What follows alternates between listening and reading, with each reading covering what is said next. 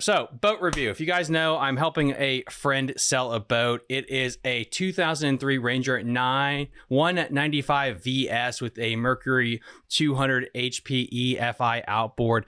We are looking for $13,000 or best offer for this bad boy. It is down in a quiet creek. It is kept in a storage facility in the marina, completely ready to go. It has been done with brand new sea deck. So many new features have been done to this thing. If you guys are interested, it's only $13,000 or best offer.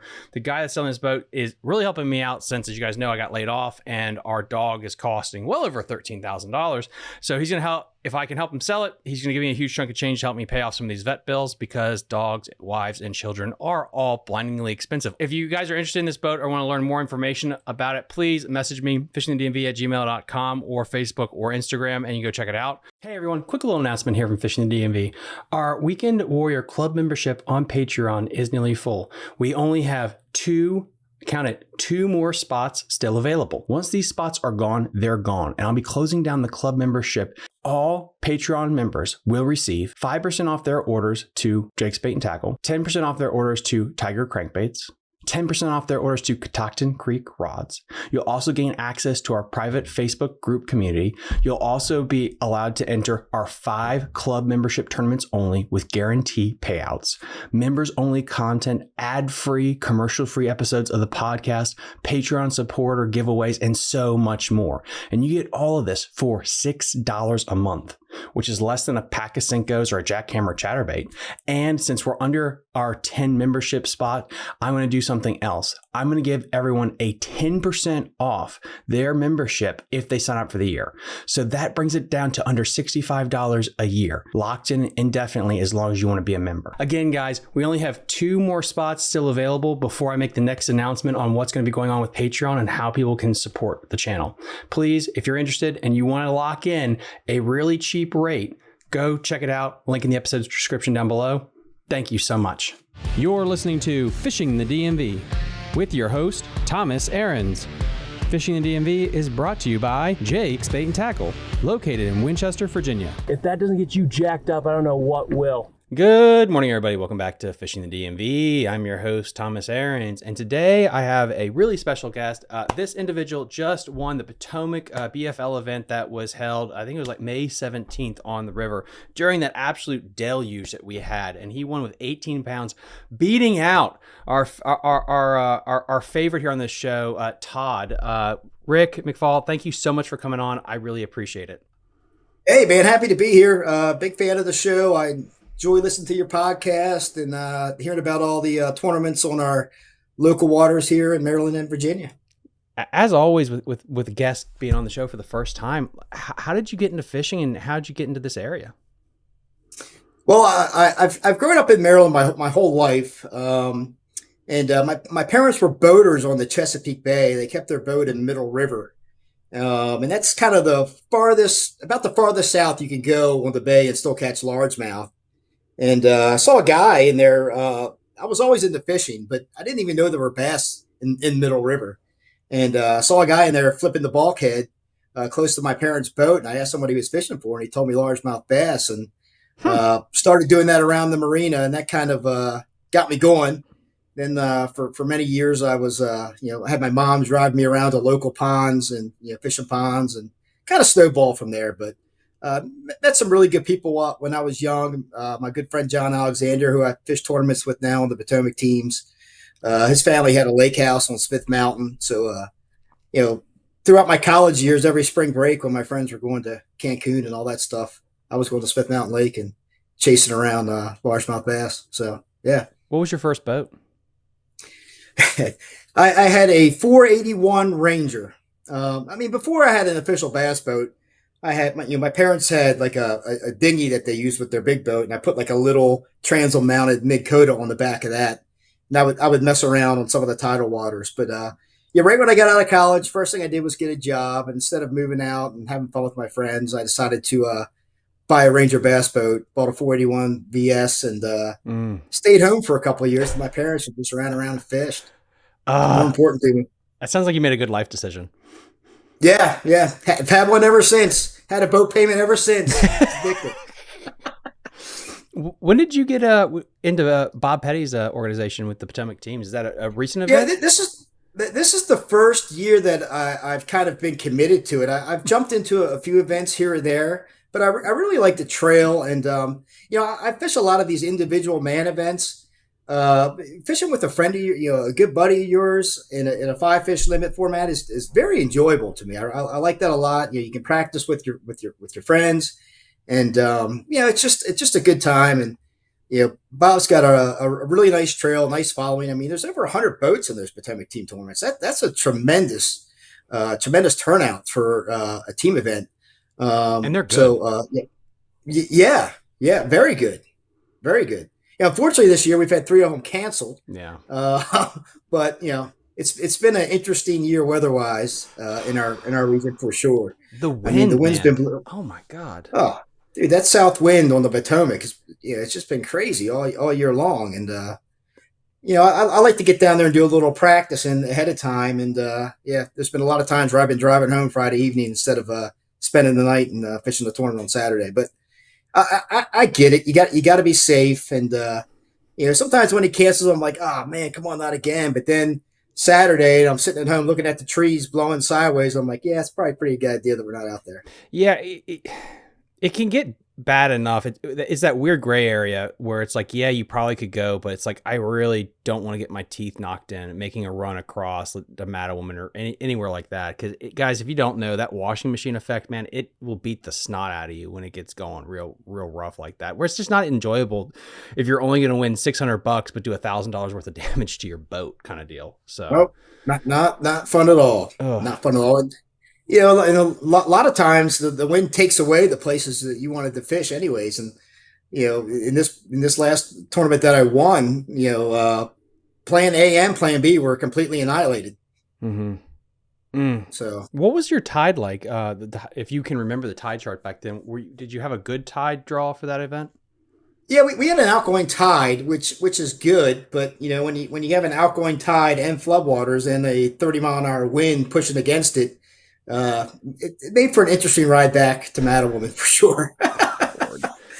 Oh, guys, yeah, this is the thing about having spring tidal events is, yeah, you can have some great weights, but then the weather, man, it's a roll of the dice. Like what happened with the elites down Albemarle Sound, it's just that thing can get brutal in a hurry in the spring. Like if they did it in the summertime, I wonder how the weights would be different. Or even if doing Potomac, like if they did BFLs in the summertime with Potomac, just for the weather safety and all that. Because as we're going to get into, we had probably what I forget what the weather people say. It's like the most rain in human history in May or some shit like that. It was crazy how much rain we got.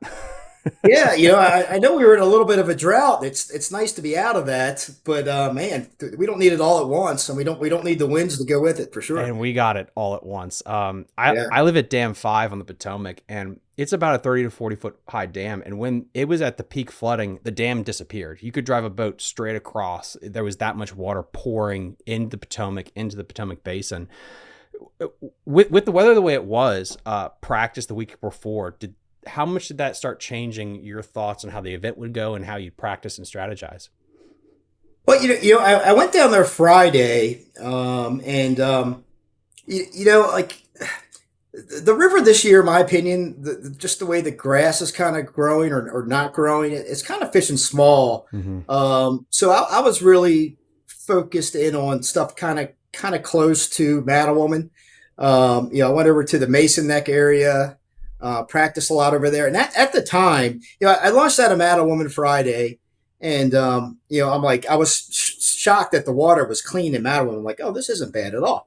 Then as soon as I got out to the main river, it instantly turned to dark brown, and there was literally an island of wood out there. I mean, an island of wood floating down there. You could put a lumberjack out there doing log rolls on some of the things that were floating down the river.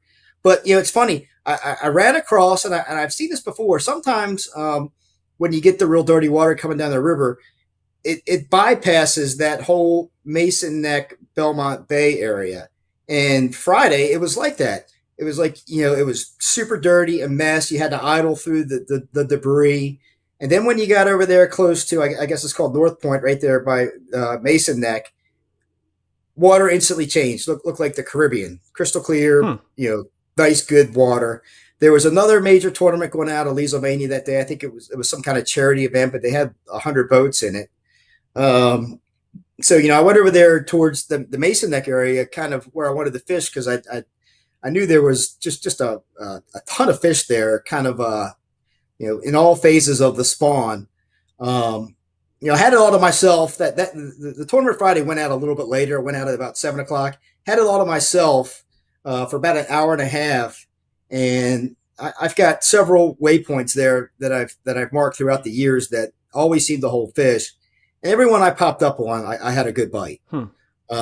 So the initial plan for the tournament was to go there, and I thought for sure I could get at least 15 pounds. Maybe if I had a good bite here or there, maybe get up to 17 or 18. I felt like I could even outfish some of the guys in the crowd just with the waypoints I had, and felt like I had an advantage with some of the baits that I throw there as well. However, tournament day didn't work out. That south wind tournament day had just blown all that crap in there, and it was just a total nightmare. Did you know the wind was going to be a problem when you woke up, or was it only once you got to your spot that you saw that? Well, I knew it was going to be very iffy with that south wind. I've seen the south wind take it out before. I didn't realize that it was going to push that much dirty water and debris in there, but it was. I literally made like 5 or 6 casts there tournament day. In the morning there was a storm going on too. It was rainy. It was windy. Visibility was terrible. I mean, it was like kind of hard to see how dirty the water was. But when I got to my first waypoint, there was logs. There was like a pair of tennis shoes floating by. So I knew it wasn't good, even though I couldn't really totally see how dirty the water was. But it was a mess. It was a complete mess. So I gave it, like I said, I gave it like 5 or 6 casts, and I told my conga, I'm like, this is not going to work at all. We're wasting our time here. There's about, 1.5 2 footers rolling in there as well. And, if you're trying to fish slow, which I like to do this time of year, it wasn't going to work at all. So it didn't work. So it sounds like it was an easy decision for you to make that pivot. Yeah, it was really not, there was no decision. It wasn't fishable. It wasn't fishable. So then I'm like, well, I had some other spots out there by Belmont Island, where I ran in there. I'm like, well, maybe that dirty water mess hadn't gotten in there yet. Ran into there. It was slightly better, but still unfishable. My conger did catch one there on a black Senko, but I could just tell it wasn't going to happen. So I maybe spent a half hour there before giving up on that. So what time of day is it? It's still early. It's still within the first hour. Damn. In the first hour. That's some quick decision making, though, that you're still being efficient with your time, just getting through the day, getting through all your spots, trying to crack the code.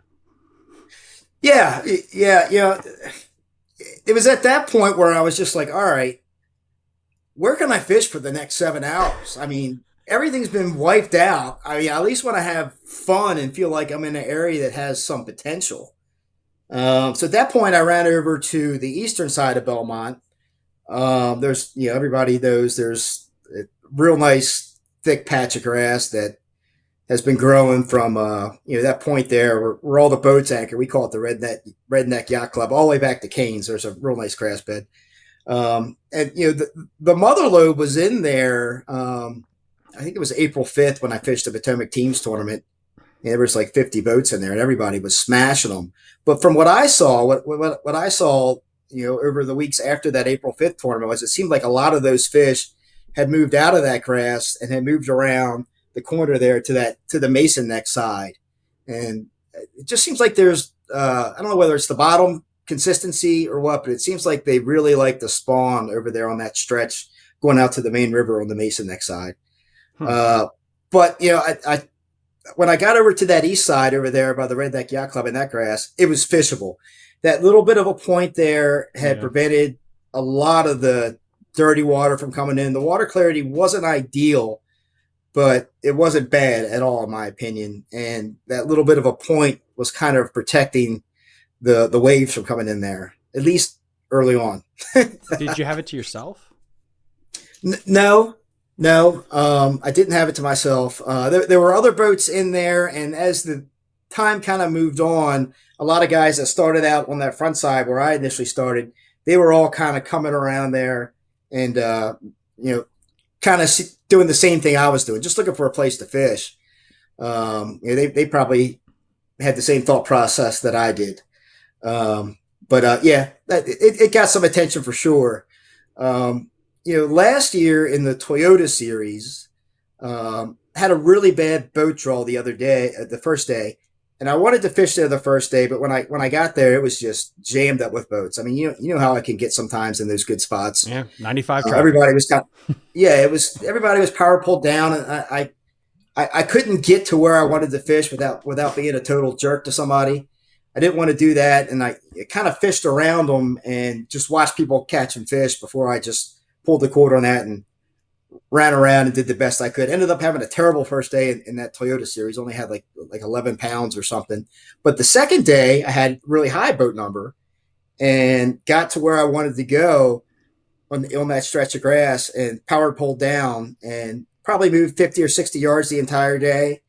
And that's what I did in this tournament. I got to, there's a couple little areas in there that I really like, that I feel like I can get bites through all the tide cycles and I don't have to move much. I can power pull down. I can cast literally 360 degrees around the boat for a half hour. I can power pull up, move the boat, 20, 30 feet, power pull back down and do the same thing.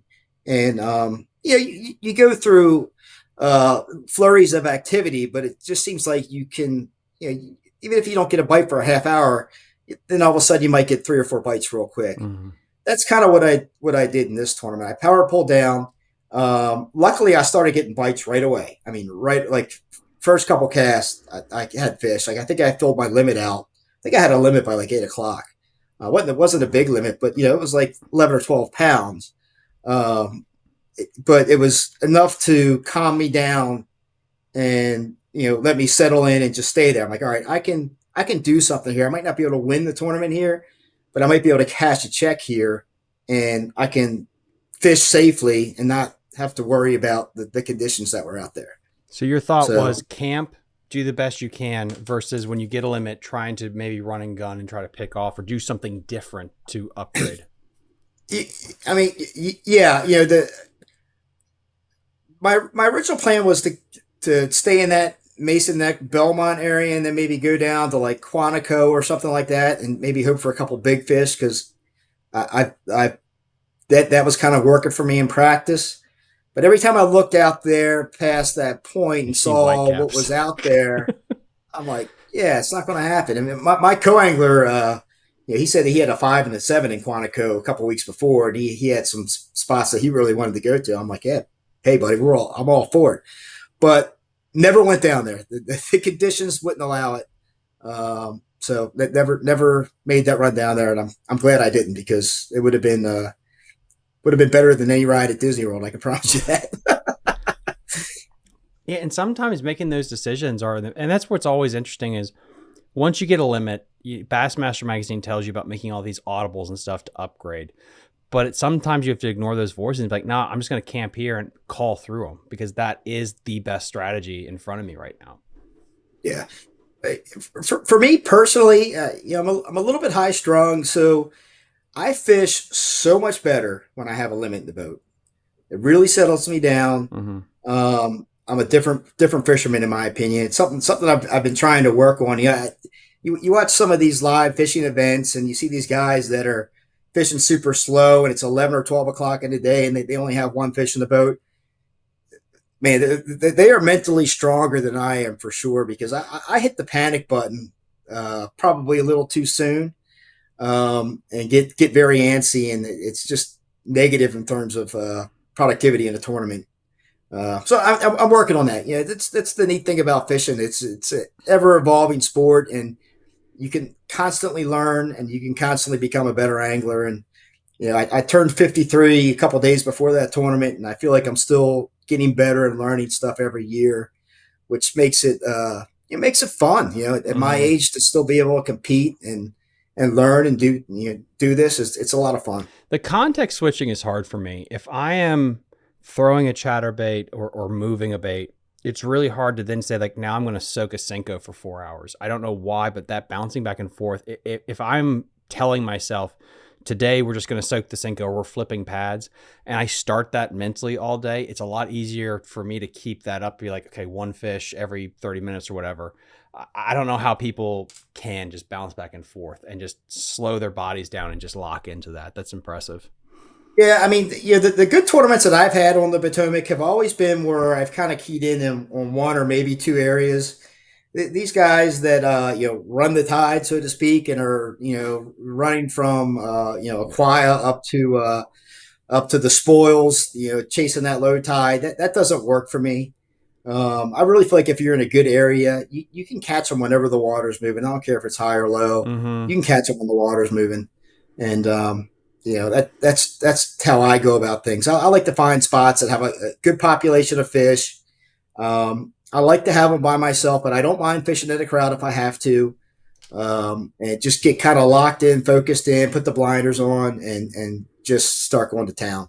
Yeah, to me, it's this weird thought you have is like, are there fish here? That's the thought I don't want to have. If I'm in a crowd, but I know there are fish here, it's okay because I tell myself they're here. You just got to figure them out. It's when that thought goes into your head of like, I don't think they're here, and then you have to fight those demons, and then it's like, well, then why are we here, Tom? Like, let's get the hell out of here. Yeah, absolutely. I mean, there's a fine line between sticking it out and maybe catching a nice limit in the last hour of a tournament, and you feel like you're the smartest person in the world, or if you stick there all day and come in with zero, you feel like an idiot. Mm-hmm. Exactly.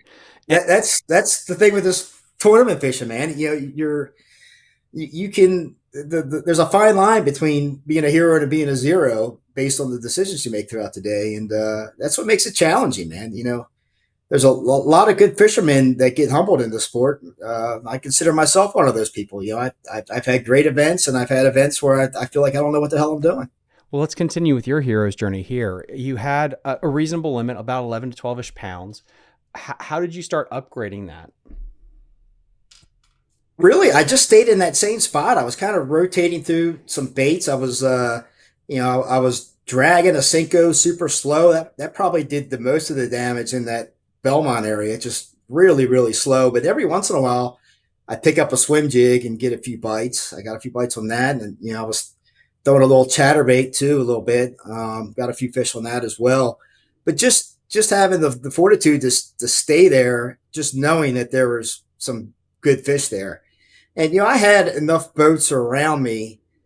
I could see what they were catching. I could see that they weren't calling. And I could see that I was doing better than the other people around there. So that kind of gave me the confidence to stick it out. Situational awareness, fishing in crowd is I talk about that a lot. Like for my big win, what is everyone else doing? Are they struggling? Are they being successful? Just it can give you information, data feedback. What parts of the grass bed haven't been touched the last 2 hours? Like it's so important to kind of keep your head on a swivel just to understand the whole ecosystem that's going on there. So I'm glad you brought that up with that. I wanted to move a little more than I did, but I know guys were watching me catch them, and I know if I moved, somebody else was going to slide right in there. So didn't move. I mean, it moved a little bit, hardly at all. So, that answers my next question. Defense was a big part of your game plan then? Yeah, defense. I mean, some of the guys that were in there, I knew. So they weren't being jerks or anything. No. But if I moved 100 yards down that strip of grass, I mean, it's open game for somebody else to move in there. I wouldn't fault anybody for that, for sure. So I really stayed put. I mean, I stayed put. So did you ever have a key fish or a moment where you thought that this thing was actually working out and like, I'm doing a thing right now? Well, once I got up to 15 pounds. I think it was about 130. Okay. I was using my Bubba scale, so I knew my weight was pretty accurate. I'm like, all right, that's a decent bag for today. I thought to myself, well, it's not going to win, but it'll put me in check range. I thought, I was fairly certain about that. Now throughout the day, the wind continued to build and build and build, and the water clarity in there was getting worse and worse and worse. And at 1:30, I looked at my co-angler and I said, "Man, I don't know if we're going to be able to make it back." I said, I think we need to pull the plug on this and just get back to Mattawoman. Because it could take a half hour, it could take an hour and a half to get back. So I made the decision at 1:30 to run back to Mattawoman and finish out the rest of the tournament there. And I kind of begrudgingly did that because every time I've ran back to Mattawoman a little bit early with hopes of saving the day or getting a couple key fish, it never ever works out for me. It never does. I'll get back there and there'll be boats everywhere. There'll be kayakers everywhere. In my opinion, Mattawoman fishes a lot different on a Saturday than it does during the week. But I felt like I didn't have a choice. So put the nose of the boat right into the waves, ran all the way down to Lee, Sylvania, made a hard left turn so I wasn't quartering the waves back. Hard left turn, went straight across to Mattawoman, dodged a few logs, got a little wet, but all in all, it wasn't that bad of a ride. The Phoenix, 21 Phoenix that I run did a great job.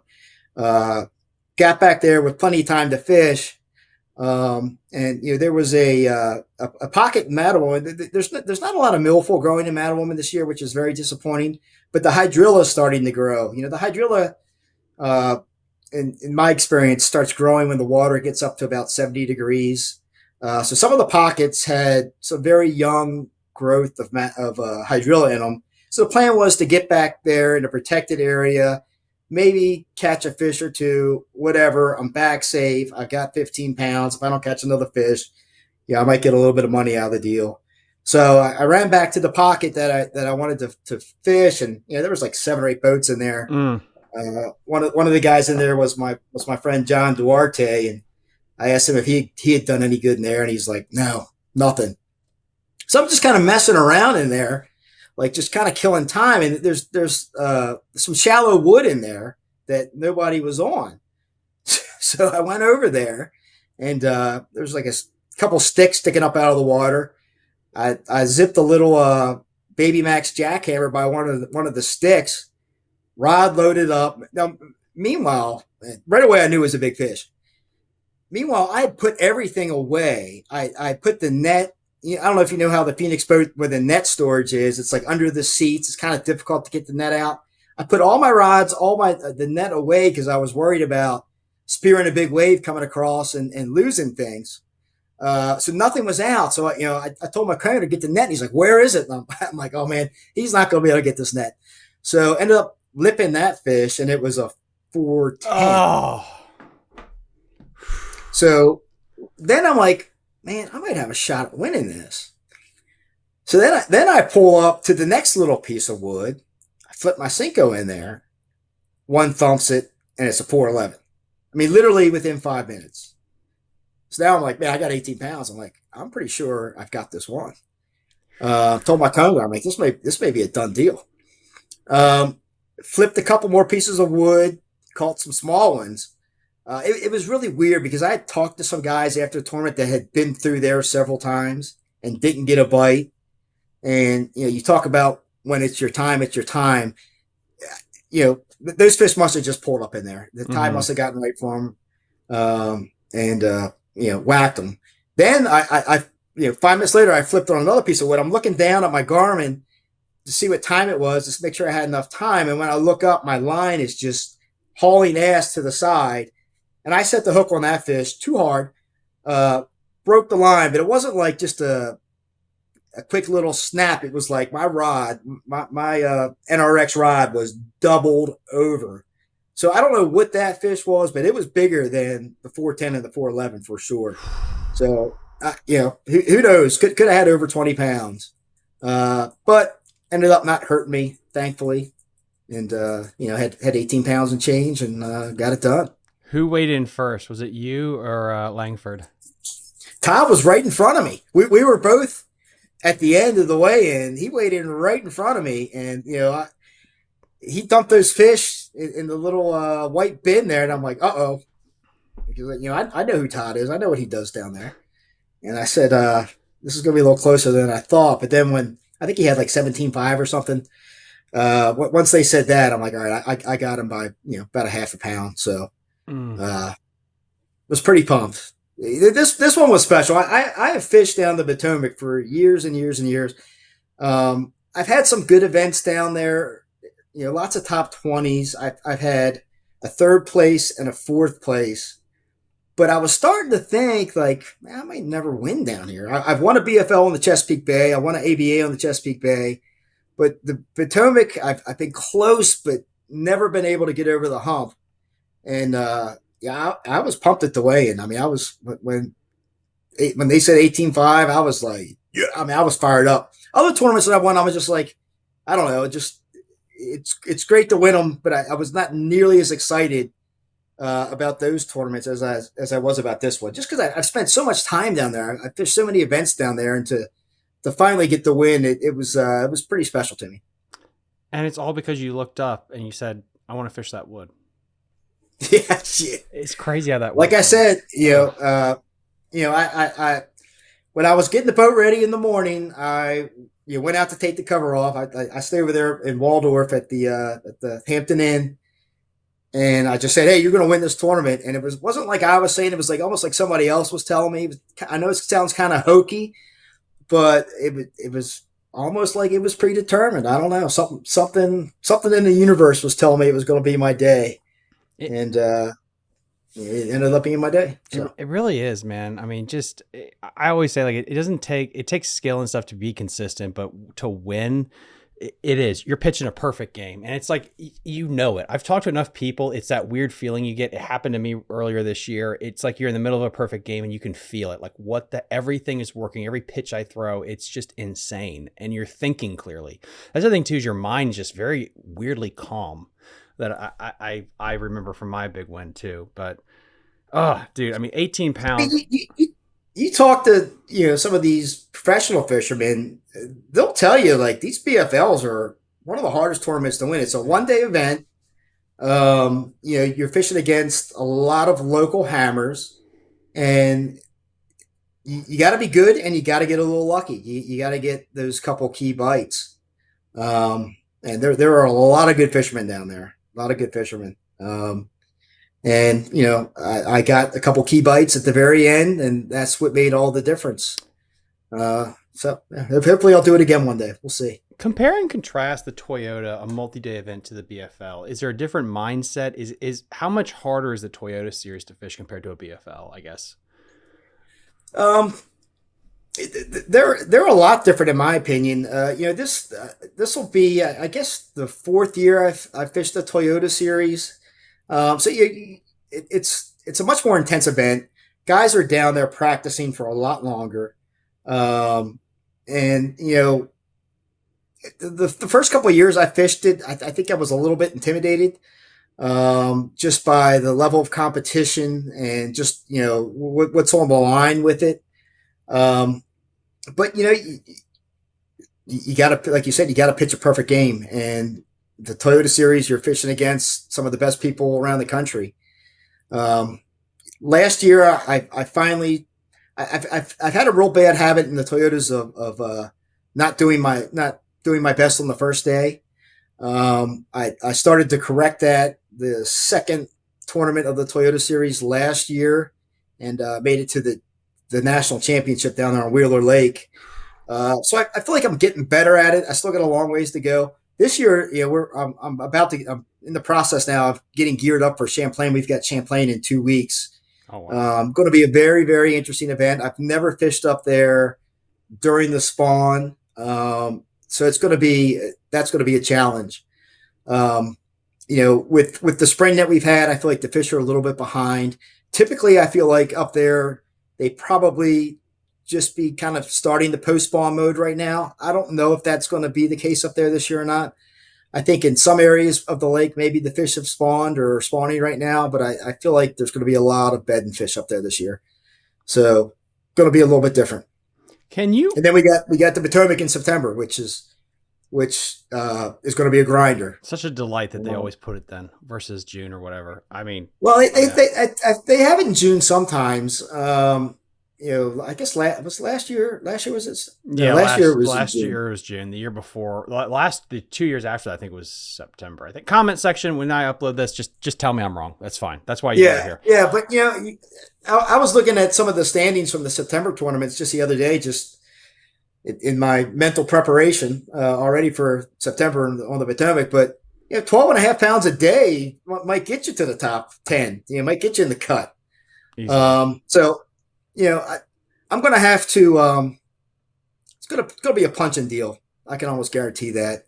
Always is. Yeah, I've got some experience punching in Florida. I've punched on the Potomac a little bit, but, you know, there's a lot of guys on the Potomac that are doing that a lot more and a lot better than I am right now. So, you know, another reason why I'm fishing the Potomac teams this year is because I'll be down there in July and August a good bit, and I will get tuned up on the punching deal. I can tell. I can look at the results of some of the tournaments going on in the Potomac right now. I can tell just by who's doing well in the tournaments that the punch and bite's on right now. Well, I can tell that. you can also go up to the Chesapeake Bay and get some punching in right now. How good the grass has come up there. I mean, it's insane. Grass up there. I was out there yesterday evening. There's more milfoil up there than I've ever seen.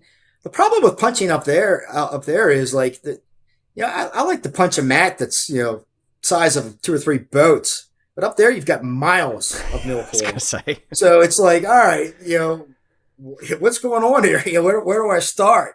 And you know, there hasn't, like right now there's a really good flipping bite going on the milfoil, but not necessarily a punching bite.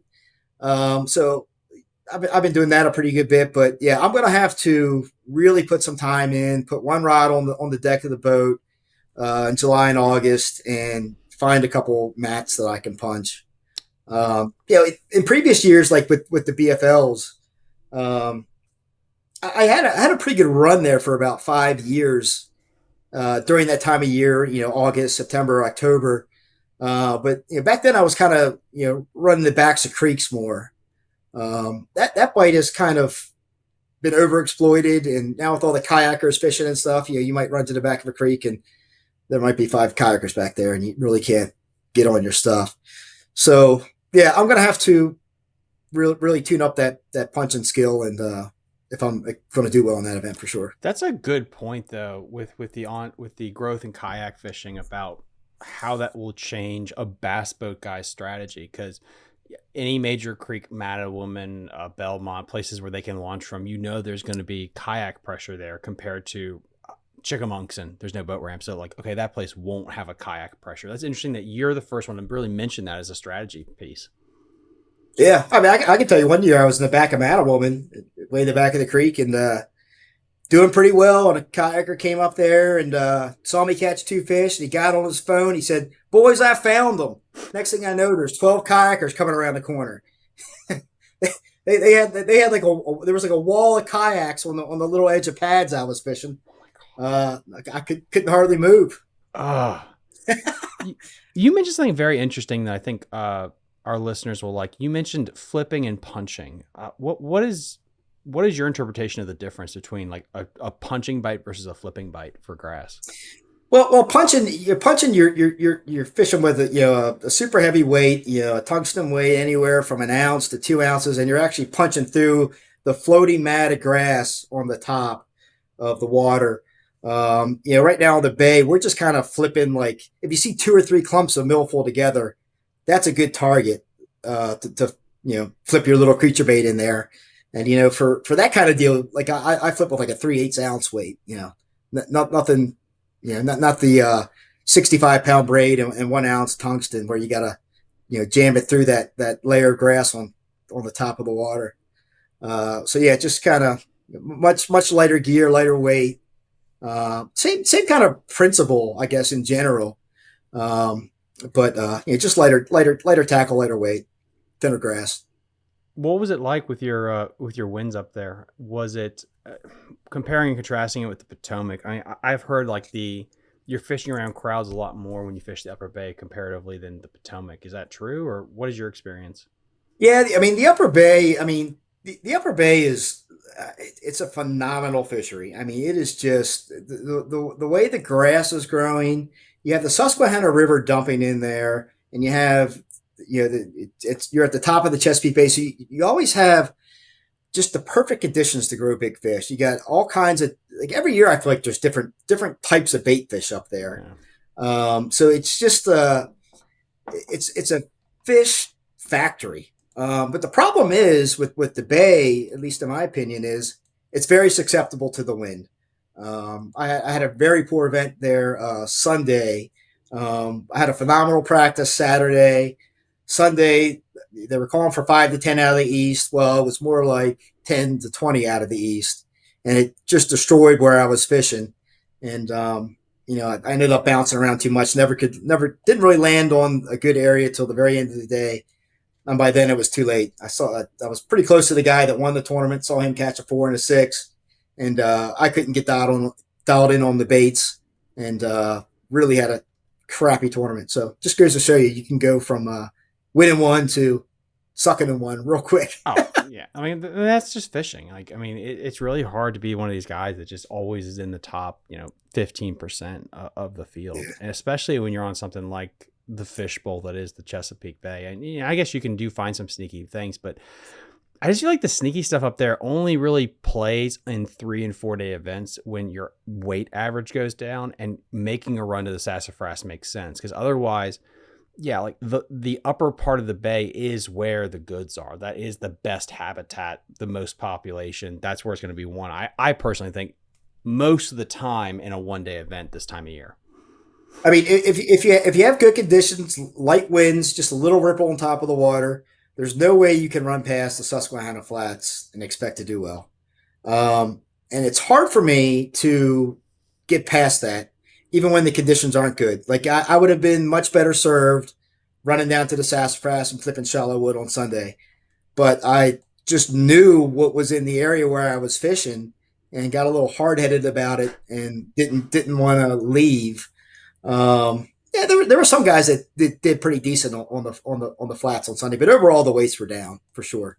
I think this guy John Hauser, man, I'm also fishing the nation's capital this year, the Federation. Just it's kind of a sneaky backdoor way of getting to the All American, as opposed to doing all the BFLs. This guy John Hauserman won with 21 pounds, which phenomenal day for him. Dude, the way that place is fishing right now is absolutely phenomenal, and the vegetation being the way it is right now, it's definitely one of the better years for the Upper Bay, like 100%.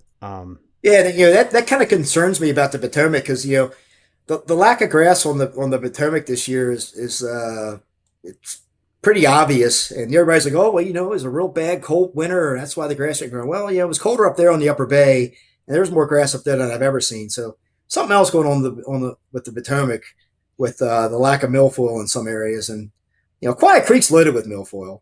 There's limited milfoil in Belmont and Mason Neck area. Mattawoman's pretty void of milfoil. Chickamuxon doesn't have much this year. Quantico has maybe an eighth of the grass that it normally has. Now that's all changing quickly now that the hydrilla is growing. But if you're a guy who likes to fish grass, I take milfoil 10 times over hydrilla anytime. It seems like it's affecting the Maryland tributaries more than the Virginia, or for some reason the Virginia tributaries have better grass than Maryland. I don't know why. Just an observation a friend pointed out. Yeah, that's a good point. I don't really know why. I mean, I know, I listened to your podcast with Todd, and you guys got into, some of the reasons why the grass isn't growing as good as it used to. And, it's 100% correct. I mean, there's not much grass north of Greenway Flats anymore on the Potomac. And I do think a lot of that has to do with pollution. The infrastructure, the sewage infrastructure in Maryland is not very good. I point the finger directly at National Harbor. I really do. I don't know where I read it or where I was told, but they were supposed to upgrade the infrastructure when they did that big development there. And from what I understand, they've opted just to pay the penalties instead of investing the money in fixing it. And you look at Broad Creek used to be full of milfoil. Piscataway Creek used to be full of milfoil. Jason Christie cracked 30-pound bag there the last time I think the Bassmaster Elites were there. Way back. Yeah, Yeah. I mean, Broad Creek, Brian Schmidt, that used to be one of his favorite areas. I mean, he used to smash them up there. It would grow all the way out to the main river channel. And it's gone. And, it sucks because that whole population of fish have, for the most part, kind of left. We used to have, back in the old days when that grass was growing, we used to fish a winter trail, Angler's Choice winter trail. And all those fish that lived in the grass in that northern part of the river, they would go into the spoils and Oxen Cove and Blue Plains. You can still catch fish there in the wintertime now, but it's not nearly as good as it used to be. I used to spend a lot of time fishing up there in the winter. I would catch more fish up there in the winter than I would in the summer. Mm-hmm. But with now that grass is gone, the fish have all kind of moved to the mid-river area. Yeah, and I think it's a chicken or the egg thing, because I do agree 100%. I think the environment up there is not favorable just for a big fish population. It sucks. And I think when we talk about the Middle River area, we have so many tournaments between Leesylvania and Mattawoman that just habitually dump fish there. I think no matter what the conditions are, that place will always have fish, because as long as Mattawoman and Leesylvania keep dumping them back there, same thing happens in the James. The last couple of years, you run all the way up there to the Melbourne area past, when you had so many tournaments dumping populations of fish from the Chick over 10 years, all that Florida strain F1s that were populated in the Chick got transported. And I think that kind of balanced out the fishery there. So it's fascinating, because I do wonder, if you did catch, weigh, release in a vacuum, does that change fish population densities? And I think in some places it does. Like, I don't think Mattawoman would be loaded habitually like it is because of all those tournaments. But that's just me. Yeah, and apparently they don't swim back across the river, from what I've been told. Like, they'll migrate up, and like, if you catch a fish in Mattawoman, weigh him in at Leesylvania, that fish will, he may end up in Quantico, or he may end up Three Creeks area, but he's not going to swim back across that channel to get back to where he was. They're going to stay on that side. I'm always curious as to where these fish go in the wintertime. I think on the Virginia side, a lot of them get in the back of Occoquan. But Mattawoman, they can get back in the back of the creek at Mattawoman. But it's funny how, springtime, all of a sudden, boom, they just show up in the shallow areas. It's interesting. Do you think they're like salmon, where they know where they were spawned, and so they go back to the same places to spawn? I don't know. I mean, like I said, I don't think they swim back across the river. I think they've done a lot of studies on that. They may want to, but I don't think they do. And I know they've done a study on Lake Champlain with the smallmouth. They definitely don't swim back across the main body of Lake Champlain. They'll stay on the side that they're released in. But I'm not sure about that.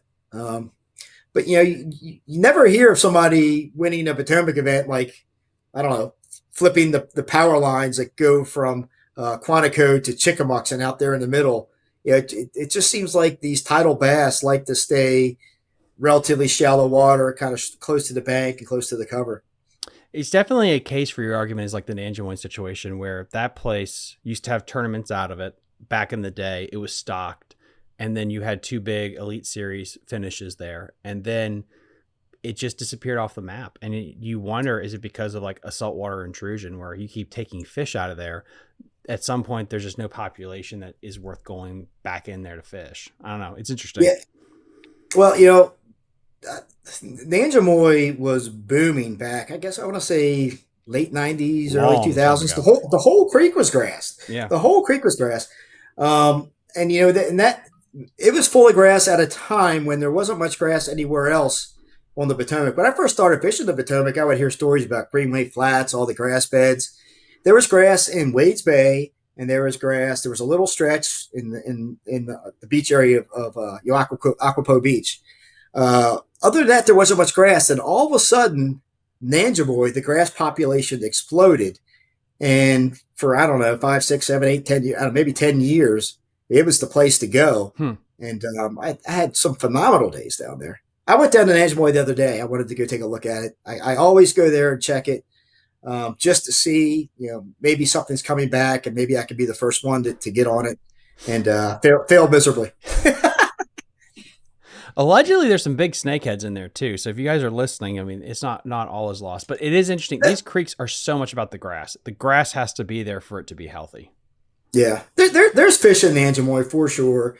I was there on a bad tide and didn't like the way it looked, so I didn't give it much time. But I was pulling out. This was several years ago, probably 10 or 15 years ago. I was pulling out a Mattawoman. This is well after Nanjemoy had its heyday and was kind of crappy. And the DNR shock boat was pulling out, and they just had a load of bass in their trough there. And I asked the DNR guy what they were doing with them. He said they were relocating them to Mattawoman Creek. So I don't know if they're still trying to do that or not. But you know, I have heard that the local landowners down there may have didn't like the milfoil and maybe got rid of it. I hope that's not the case. But I'd like to see some efforts for them trying to relocate the grass. And I know I don't know whose job that would be. Maybe we can get a grassroots group together. But that milfoil, if you bury that milfoil in the silt, in the sand, it'll grow if there's not contaminants in there. So, you get a couple big, hefty lawn and garden bags and fill it up with grass and take it to Piscataway Broad and Nanjemoy, some of these places that are wooded grass. Maybe we can get it going again. I would love to do that. I had on the CEO of Mighty River Recovery for the James River, and they talked about what they're doing down there, where they take fences and they're fencing off sections to get milfoil and local vegetation to start growing again. And it's like that's what we need to be doing up here. Just get it to take root, and then it will start growing again.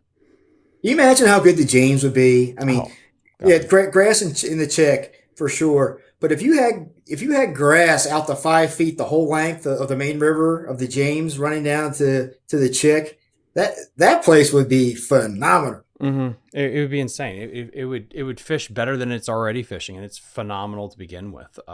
Just haven't been there. Haven't been to the James in a while. Need to get back down there for sure. It's a really cool place to fish. Huge fishery, very diverse. Do a lot of different things. Had a heartbreaking tournament down there that I should have won. It would have been awesome to have three Tidal River BFL trophies. Man, I hooked one of those James River monsters. I mean, monsters.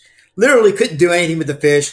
The fish ran out and was literally jumping on the other side of my boat. I looked like a damn kid trying to fight this fish. And I told my colleague, I'm like, we're going to get one shot at this with the net. And he was an older guy, and he was very, very grumpy. He wasn't happy about the fact that he wasn't catching them. He went to scoop this fish up. It was like a 10-pound plus fish. Holy shit. He went to scoop it, didn't even bend over, just kind of grabbed it. He missed the fish, but he got my line. He tried to swing the fish in with the fish outside of the net just by swinging my line in. He got it about a foot out of the water. My line broke. And I had like a... That's when you kill your tail.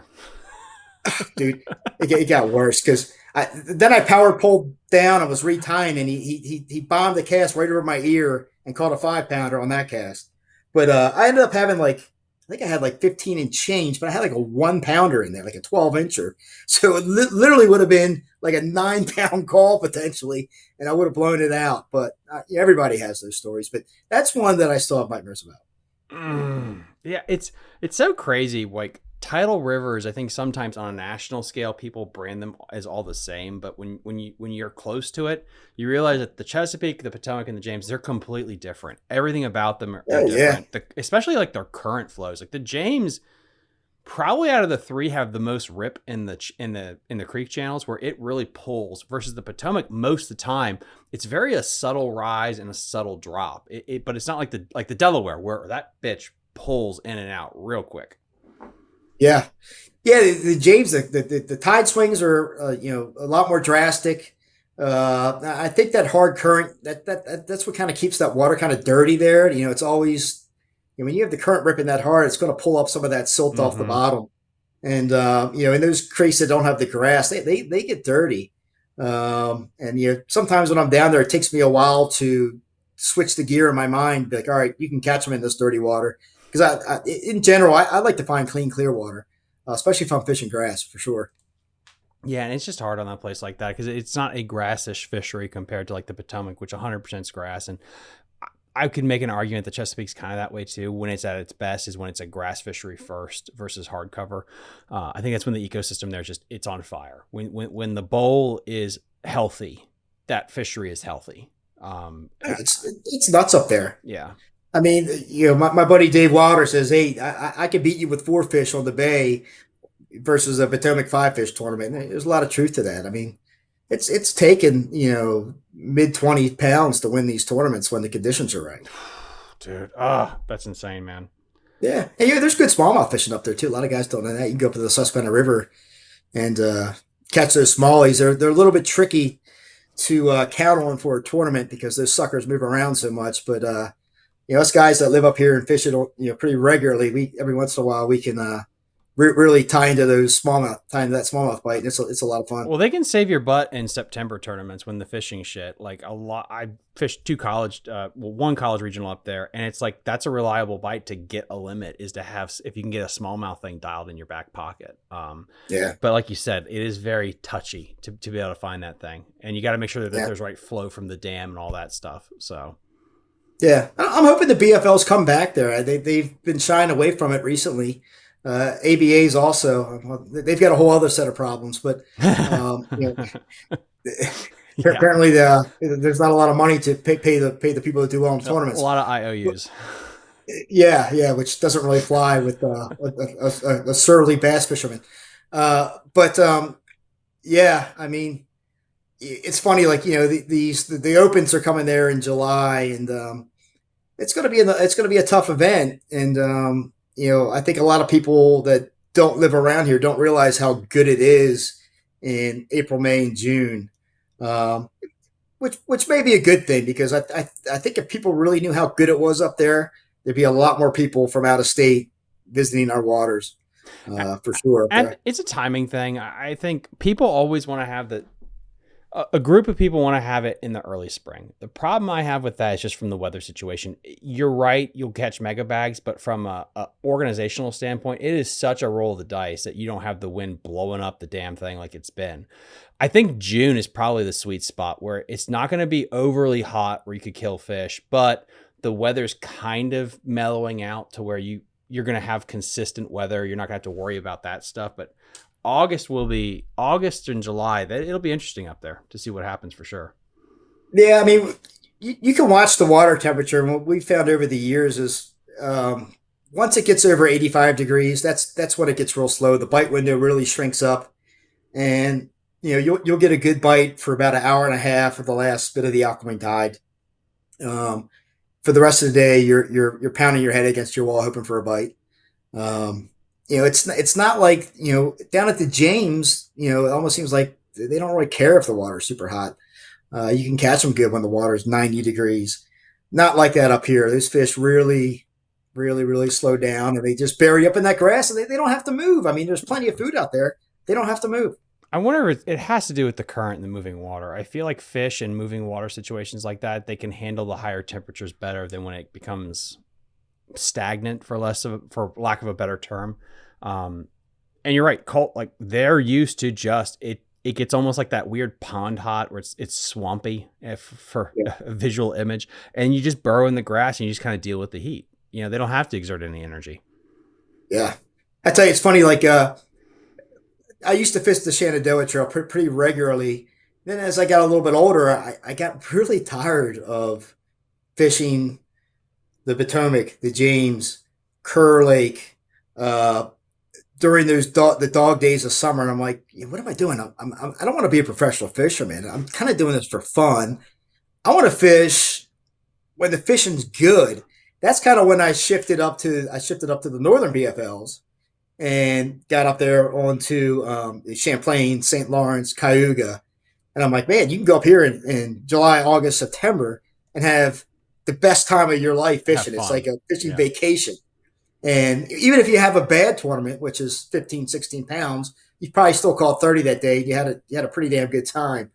So for me, at 53, if I got to fish in late summer, I'm going up there where it's a lot of fun, having a good time. That's the thing too. I mean, you hit it on the head. There are places you go where you just roll your eyes because like this is just not going to be fun. Even if I win, it's not going to be fun. Up there, you lose, and it's still like it's a vacation. It's almost like that. It's going somewhere where you can just practicing is fun. You're up there, and there's a tournament maybe. Yeah, dude. Yeah, but I tell you, this St. Lawrence can be tricky. I'm like, we've had several events up there in September, and the weather can start getting cold and nasty up there in September.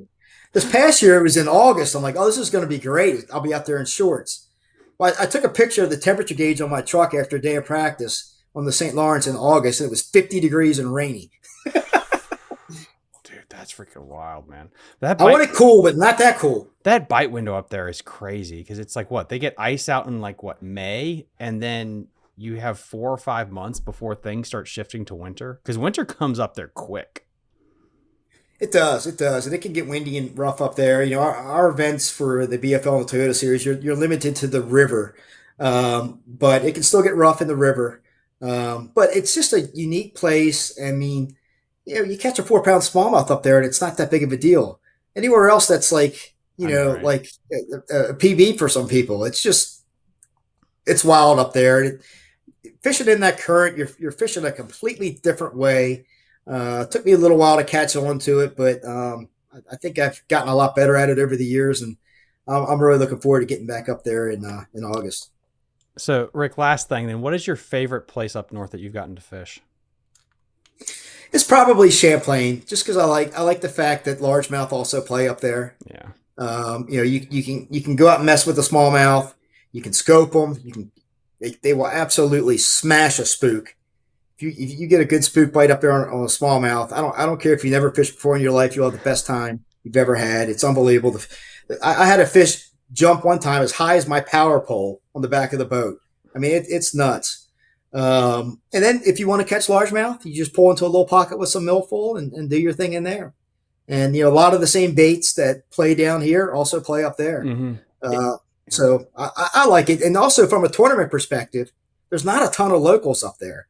So it's not like you're going up there and you're fishing against 50 or 60 guys that are fishing every weekend and Wednesday nighters up there. There's a handful of them, but you don't feel like you're completely out of the loop up there. You feel like everybody fishing in that tournament is kind of in the same boat, so to speak. They're just not up there all year round. That's an interesting perspective, though, because like it's not like the Potomac or Alabama where you have 300 local professionals. So yeah, that makes sense, huh? Yeah, you do have some guys like you got your like Kyle Cordiano who go up there and spend a month up there on the St. Lawrence, and it's done. He's done pretty well doing that. But I like going up there, and I'll put in 3-4 days of practice. You also got to be careful because the sun comes up there super early. It's daylight before 5 o'clock, and it's daylight at 9:30 at night. Some of those guys will fish sun up to sundown. For me personally, I don't know. Maybe it's because I'm a little bit older now. 4 days of that, by the time the tournament starts, I'm toast. Mm-hmm. I'm absolutely worn out. I always wondered, is there a bell curve on practice? Can you practice? There is for much? Me. There is for me. Like, the final day of practice, I might pull off the water at noon or 1 o'clock. That'll give me some time to get a little rest, get all my gear straight, make sure every bolt and screw on the boat is tight because you need to do that up there. It gets rough up there. You see guys coming the way in one power poles at a 45-degree angle. So you got to take some time to make sure your stuff is shipshape for sure. Rick, I really appreciate you coming on the show today. Is there anything that we can do to promote? Anyone we give a shout out to or anything like that? Yeah, I'd like to give a shout out to Chris Malone at Malone's Marine.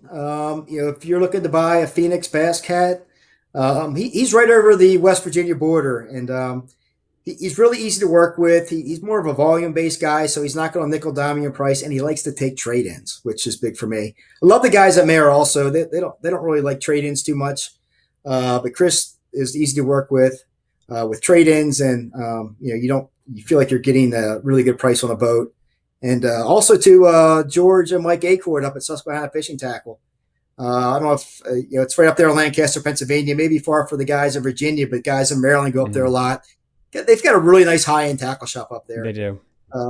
George Acord has fished in the Bassmasters Classic, so that guy knows what he's doing.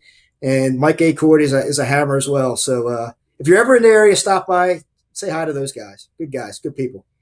Awesome stuff. Guys, as always, link in the episode description, everything we talked about. Here is your BFL winner with 18 pounds, 11 ounces. Huge shout out to Rick. Again, guys, like and subscribe to the channel. It really helps us out in the algorithm. And we will see you guys next time on Fishing the DMV. Bye. You're listening to Fishing the DMV with your host, Thomas Ahrens. Fishing the DMV is brought to you by Jake's Bait and Tackle, located in Winchester, Virginia. If that doesn't get you jacked up, I don't know what will.